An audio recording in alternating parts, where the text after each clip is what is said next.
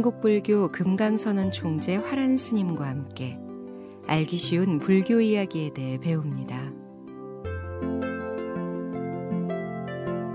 부처님께서 베살리성 차팔라 체티아에 이르러가지고 100일 후에 세상을 떠나겠다고 예언하신 이 말씀은 아직 공부가 덜 된 사람들에게는 매우 충격적인 사건이었고, 한편으로 공부가 다 된 사람들도 앞으로 부처님께서 돌아가시면 어떻게 우리가 이 대중을 이끌고 살 것이냐 하는 문제에 대해서 매우 걱정을 많이 해왔었는데, 아란전자의 이 네 가지 물음에 의해서 참 많은 깨달음을 얻게 됐고, 이제 불자가 마땅히 의지해서 행해야 될 도리가 무엇인가를 더욱 명백하게 가지게 됐습니다.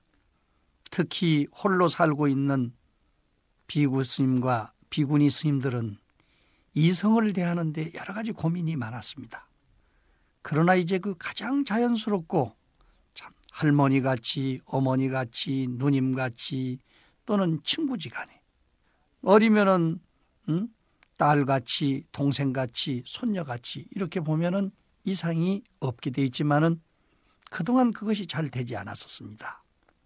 마음속에 늘 갈등을 가지고 있었던 이런 문제가 부처님의 사의법에 의해서 첫 번째 이성을 대하는 마음이 푸근하게 됐고, 또 단체가 많으면은 사람을 괴롭게 하는 사람도 많은데 공부하고 앉았으면 와서 밤을 줬으면서 너 혼자만 공부해가지고 성불을 하려고 이렇게 해서 장난치고, 가지고 있는 바리떼도 뺏어가기도 하고, 또 옷도 꼼쳐가지고 골탕을 먹이기도 하고, 별별 일이 많았던 이런 악성 친구들이 있거든요. 장난 삼아서 하기도 하고 고의적으로 하기도 하고, 이걸 참 죽일 수도 없고 살릴 수도 없는 그런 처지에 놓여 있는 도반들도 덜어는 없지 않습니다. 그런데 그런 사람을 대할 때 화를 내가지고 한다고 해서 이 문제가 해결될 일이 아니에요.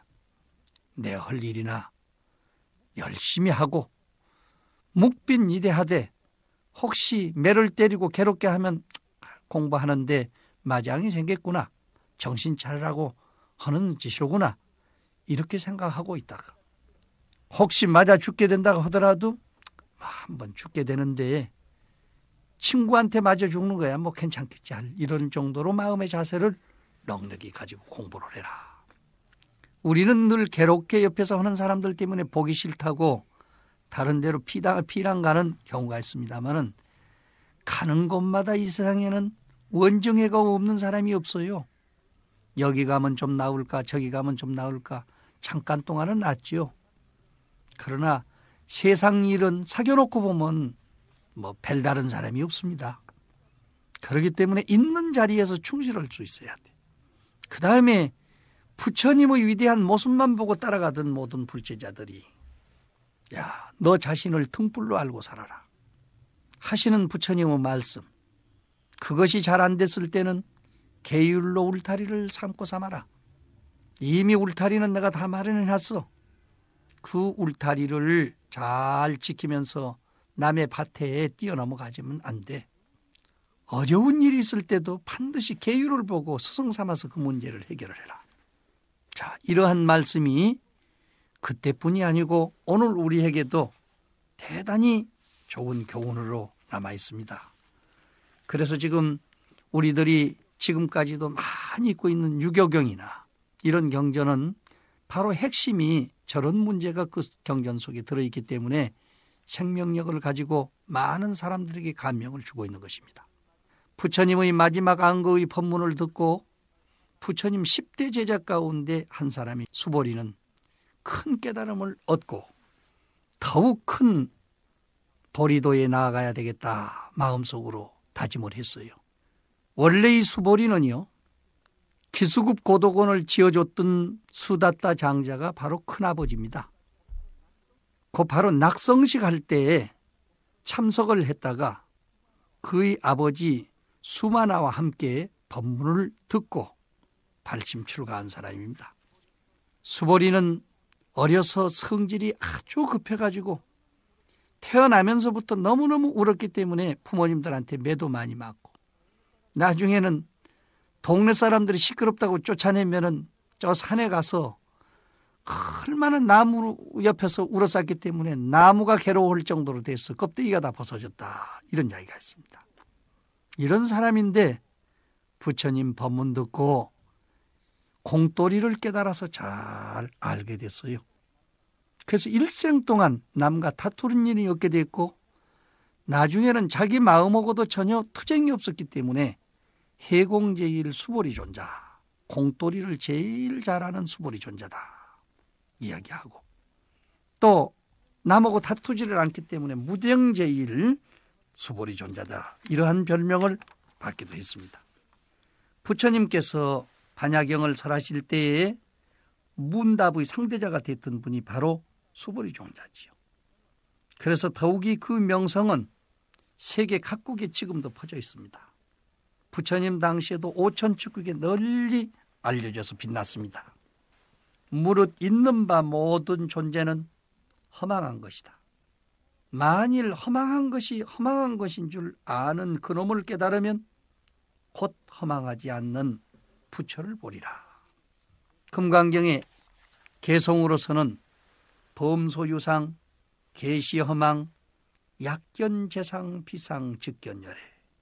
범소유상, 무릇 있는 바 모든 존재는 허망한 것이다. 계시허망이다. 약견재상, 비상, 즉견열애. 만일 허망한 것이 허망한 것인 줄 아는 그놈을 깨달으면 곧 허망하지 않는 부처를 보리라. 성불할 것이다 그랬습니다.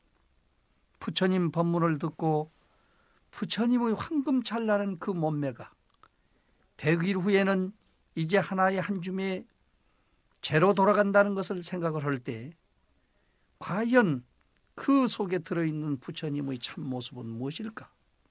이제 수보리존자는 그런 생각을 하면서 바로 부처님을 바라보고 있는 자기 자신의 마음을 돌이켜볼 줄 아는 그러한 제자가 됐던 것입니다. 만일 색으로서 나를 보거나 소리로서 나를 구하면은 이 사람은 사도를 행하는 사람이다. 그렇기 때문에 열애를 볼 수 없다고 부처님께서 말씀했습니다. 약이 새겨나 이음성구와 시인 행사도 불능견열애라고 하는 말씀이지요. 만일 겉모습에 나타난 색만으로서 나를 보려고 한다든지 부처를 보려고 한다든지 내 입을 통해서 나가는 소리만 듣고 부처를 구한다면 이 사람은 삿된 도를 행하는 사람이다. 열애는 볼 수 없다. 왜? 열애는 색 속에만 들어있는 것도 아니요, 소리 속에만 들어있는 것도 아니요, 이 우주의 변만의 것만 눈이 뜨이지 못한 사람이 보지를 못할 뿐이다. 이 말씀이죠. 마지막 금강경 개송 가운데서 일체유의법은 꿈과 같고 헛개비 같고 물거품 같고 그림자 같고 전기와 같고 이슬과 같다고 했죠. 일체유의법 여몽한포릉 여러여 거전 응장여시관이다. 수보리는 부처님의 법문을 다시 한번 되새겨봅니다. 원력에 의해서 만들어졌든지 아니면 업력에 의해서 만들어졌든지 만들어진 이 유의법의 몸뚱아리는 꿈과 같네. 꿈 깨고 나면 없어. 또 생각이라고 하는 것은 뭐냐? 헛개비와 같아. 물거품과 같고 그림자와 같고 전기와 같고 이슬과 같아. 온 법이 마치 이와 같은 허망한 존재라고 하는 조리를 철저히 깨달은 수보리는 부처님이 이렇게 말씀하신 것들을 다시 한번 생각해 가면서 그로부터 다시 열심히 연자 생활을 거듭했습니다. 수보리처럼 좌선을 많이 한 사람이 드물어요.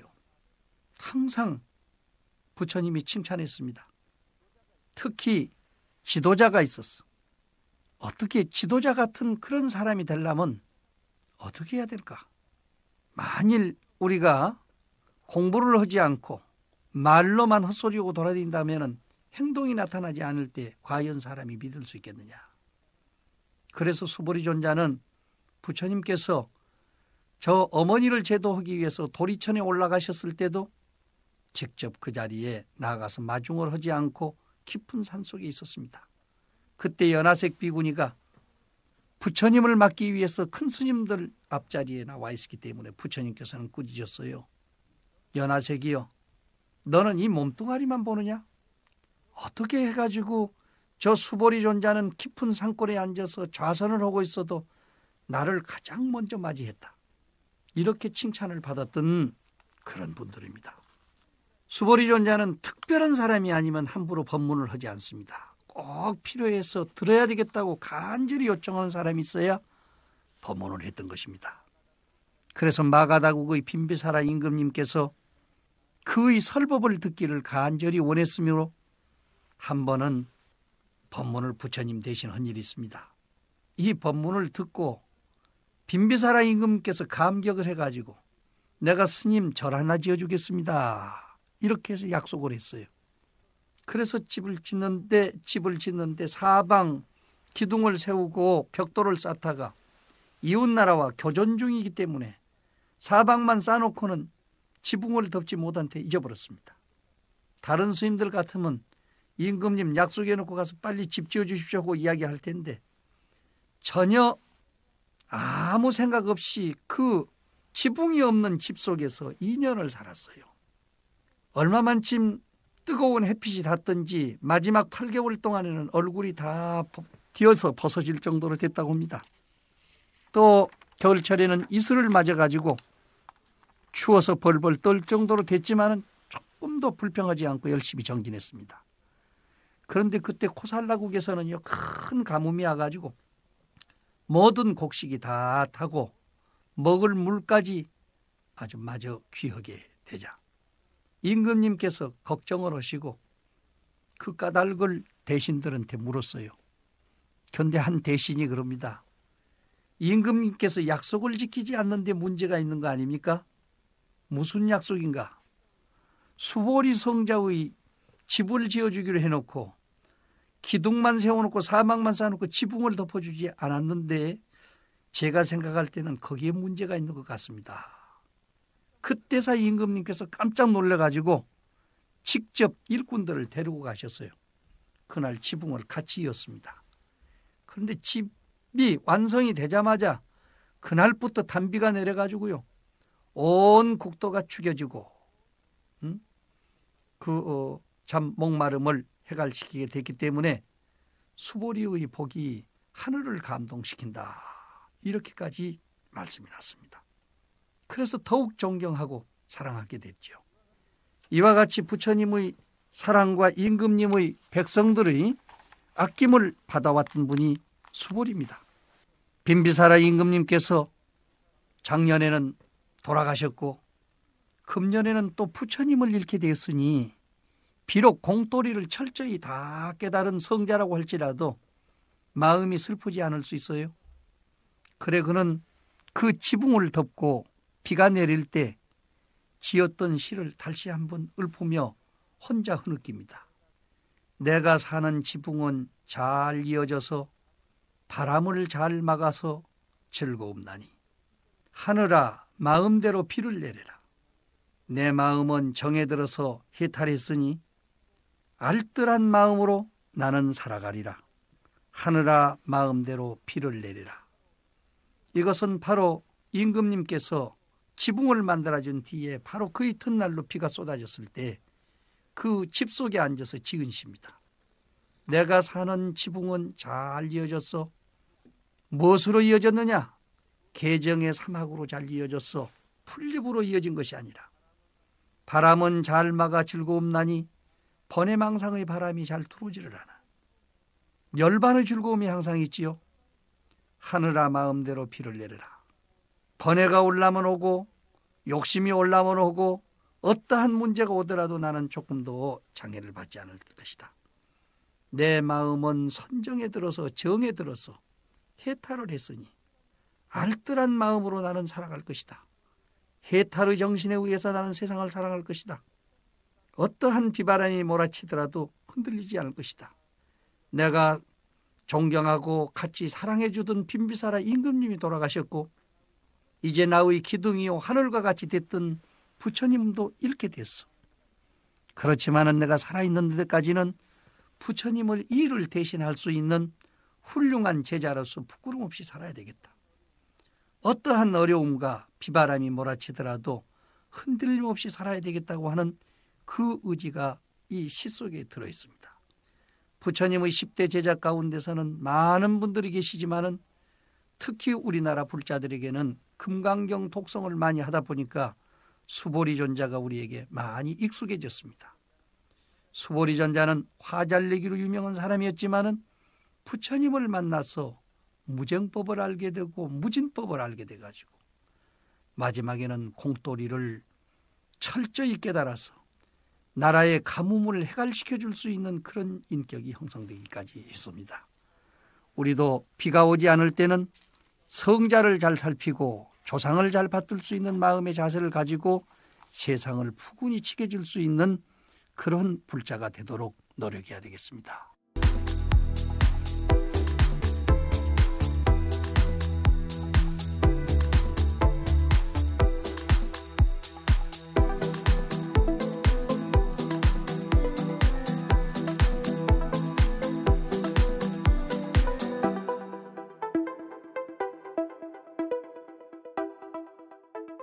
부처님께서 페루바촌에서 안거가 끝난 뒤로 베살리성으로 가가지고 백의류의 세상을 떠나겠다 이런 말씀을 하시고 또 여러 가지 그 문제점이 많고 참 흉년이 들었기 때문에 제자들을 각각 이렇게 흩어서 제각기 가서 힘 따라서 포교하고 수도하더라고 했을 때 부처님의 상소 제자였던 사리불과 목걸련도 고향으로 떠나게 됩니다.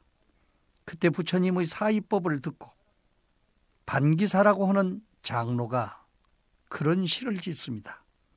당신은 용 신선중의 칠선이로다. 구름 일으키어서 단비 내리시니 진리의 비에 젖지 않는 자 없네. 부처님을 용에다가 비교했어요. 바다 가운데서는 가장 위대한 짐승이고 뿐만 아니라 한 생각 일으켜서 피를 뿌리면은 천하가 다 죽여지기 때문에 또 신선 가운데서는 그때 당시 인도의 풍습으로서는 1선, 2선, 3선, 4선, 5선, 6선 해가지고 제7선에 이르면은 신선으로서는 마지막 단계라고 봅니다. 그런데 제7선이 됐다. 신선 중에서는 최고의 신선이십니다. 왜? 구름을 일으키어서 단비를 일으키고 그 구름이 무슨 구름이냐? 원력의 구름이지요. 그래서 진리의 단비를 내리시니 그 진리의 비에 젖지 않는 사람은 한 사람 없다. 부처님께서 성도하신 후로 45년 동안을 다니시면서 참 갖가지 액난도 많았고 역경도 많았지만은 그 속에서 중생을 무수하게 제도했습니다. 이렇게 제도하시는 부처님을 보시고 방기사 비구가 이와 같이 찬탄을 했습니다. 그때 사리불과 목걸련은 부처님을 하직하고 고향으로 돌아갔습니다. 바로 부처님이 용이 돼가지고 피를 내리듯이 우리도 이제 출가해서 공부를 했으면 고향에 돌아가서 마지막으로 부모 형제들을 제도하고 떠나야 되겠다는 그런 생각을 가지고 고향으로 돌아가게 된 것입니다. 누차 말씀을 드렸듯이 이 두 분은 다 왕사성 출신입니다. 한 분은 나라타촌 출신이고 또 소위 한 분은 콜리카 마을 출신입니다. 이 두 분은 마가다국 가운데서는 가장 최고의 귀족이요 지성인으로서를 만인을 대표하는 그런 사람들이었었죠. 특히 사리불은 팔남매의 장남으로서 출가해가지고 부처님의 상소제자가 되었으므로 그의 삼촌 티카나카가 화가 나가지고 내가 가서 서가부처를 완전히 멸살을 시키고 불교를 없애버린 뒤에 우리 조카를 뺏어오겠다 이렇게 하고 갔다가 단칼에 목이 부러져가지고 그 논전을 하러 갔던 티카나카가 출가를 해서 스님이 됐다는 이야기도 말씀드렸습니다. 티카나카는 사리불보다도 훨씬 훌륭한 그야말로 그 언변이 출중했던 지도자였고 그 밑에는 500명의 제자가 있었기 때문에 그의 말이면 다 무서울 정도로 존경하고 귀의했습니다. 그러던 뒷간학가가 출가를 하니까 그 뒤에 사리불의 가족 형제들이 같이 모여서 서로 의논을 해보면 이 세상에서는 불교 같은 것이 없어. 너무너무 위대하고 훌륭하고. 그래서 나중에는 8명의 형제가 모두 출가를 하는 기현상을 낳았다는 것도 말씀을 드렸습니다. 그런데 그 8명의 자제분을 낳았던 어머니가 그때까지 살아계셨었어요. 그래서 사리불은 어머니를 마지막으로 시봉하고 그 마음을 즐겁게 해드리고 해양하기 위해서 어머니를 찾아갑니다.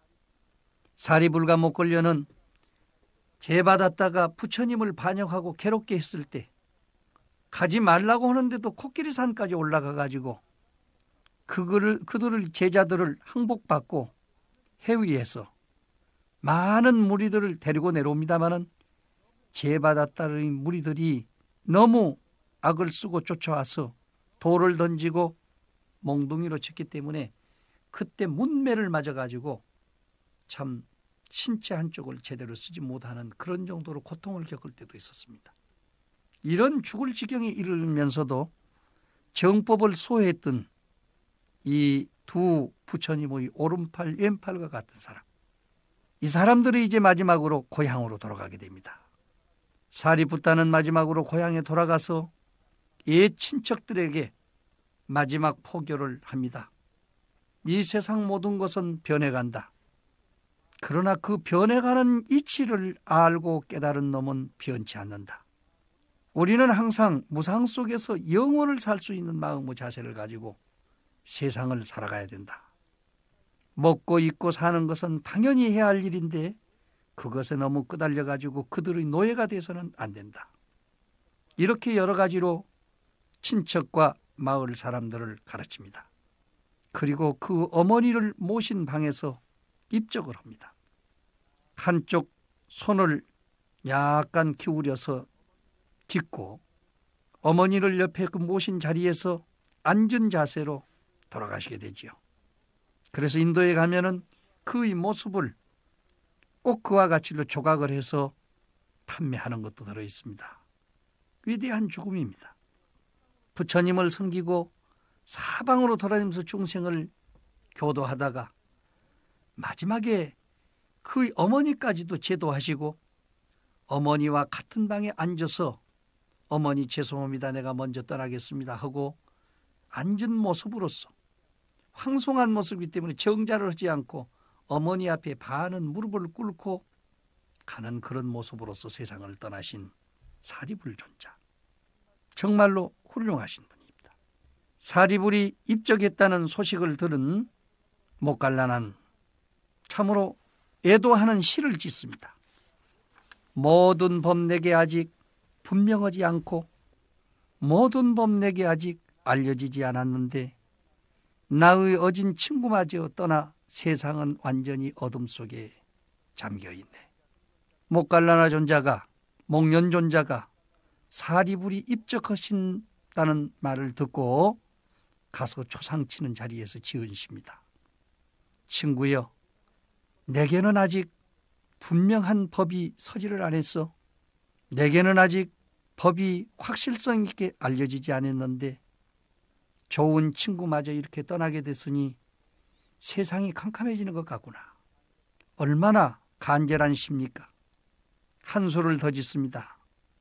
친구도 떠나고 이제 스승도 떠나서 왔으니 이제 나는 내 몸 같은 어진 벗 없겠구나. 친구여, 나는 홀로 선정에 드나니 마치 비오는 날 논둑의 새와 같네.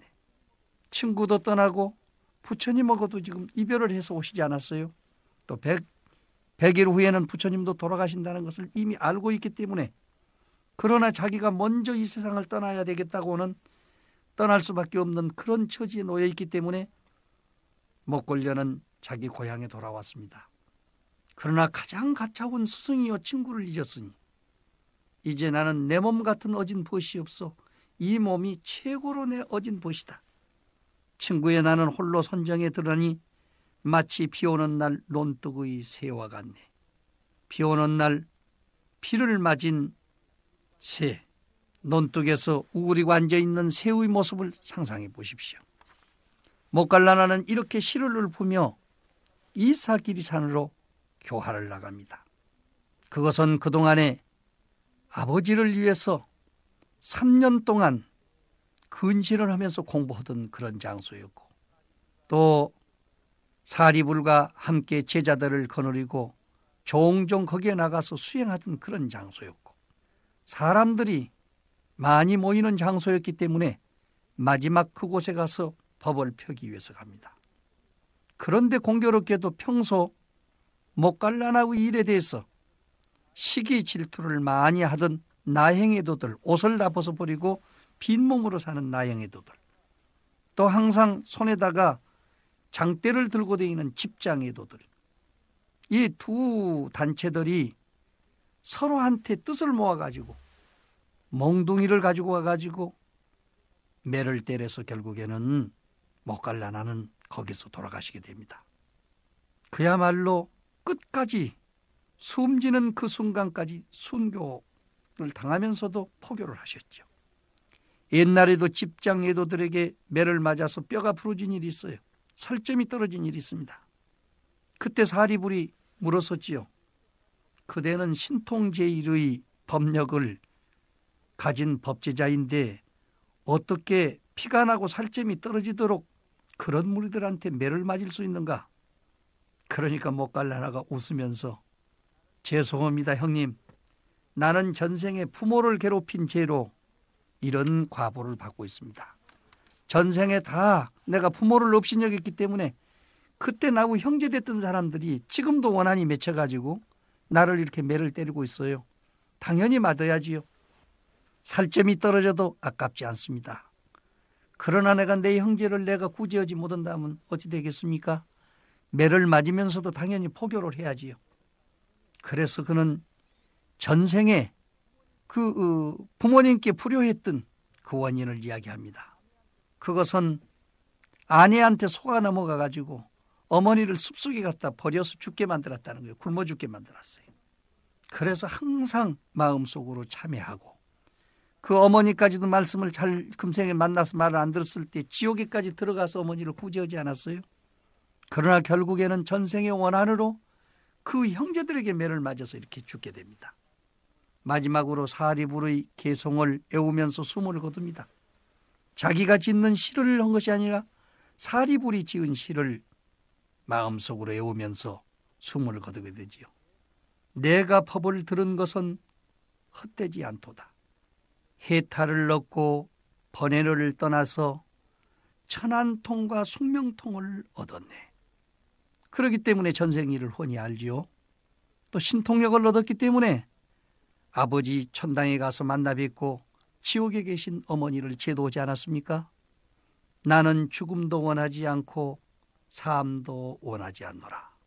왜?